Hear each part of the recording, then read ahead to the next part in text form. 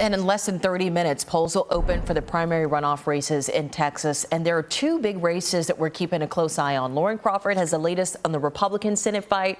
But first, we want to head over to Bo Evans in our newsroom with a look at the Democratic primary runoff for the newly drawn 33rd Congressional District. Bo, good morning.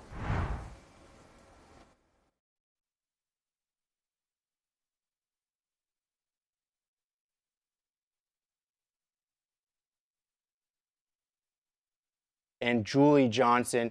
Allred and Johnson both have big names supporting them in this primary. Some of those include Texas Democrats and former opponents for that primary for the Texas Senate seat. Now, Allred has the support of Jasmine Crockett, the former Congresswoman, and Crockett lost that Democratic primary for Senate to James Talrico. She has been supporting Allred since he endorsed her in the last race against Talrico. Crockett joined Allred on the campaign trail in Dallas last week. You dig into the details and you dig into the work that has been done before somebody ever sought elected office. I can tell you that Colin Allred was working on voting issues before he was ever elected to office. That is what he was doing when he was in the Obama administration. And right now, if there is one thing that is under attack that will impact every single thing that we care about, it is our access to the ballot box.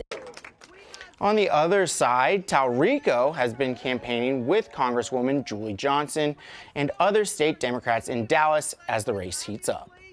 This runoff, it's so important that everyone watching, all of your friends and neighbors show up to make their voices heard in this process. We have incredible candidates running up and down the ballot, and I think this runoff is going to tell us a lot about whether we have the energy and the momentum and the people power to win in November. Now, there is a runoff for the Republican side of the ticket as well. Patrick Gillespie and John Sims are running against each other.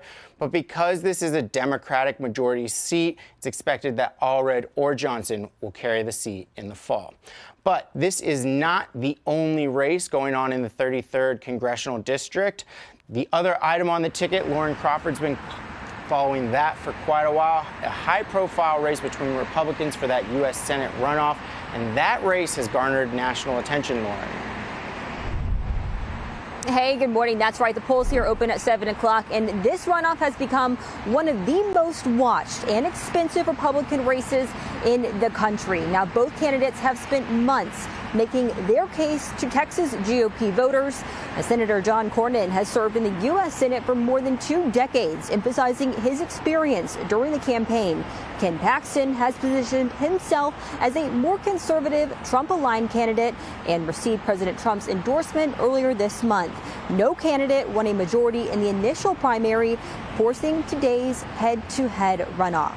And the winner of today's runoff will face Democratic State Representative James Talrico in November. But again, we are less than 30 minutes away from the polls opening out here. And one of the other things was the political analyst said that this will really come down possibly to conservative small rural areas and people going out to vote.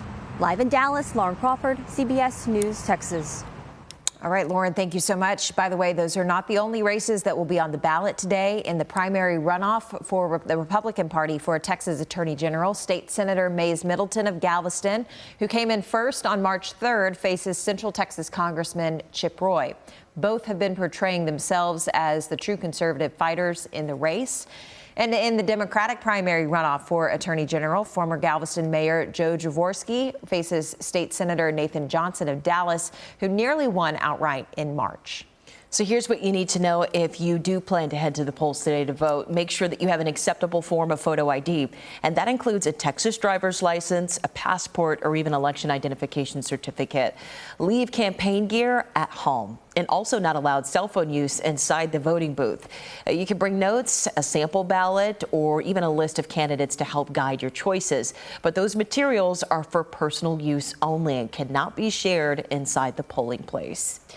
You can also join us starting at 7 p.m. tonight as we watch those results come into our newsroom. We'll have reaction from the watch parties and expert analysis for you as well. Then we'll wrap it all up on CBS News Texas at 10 p.m. tonight.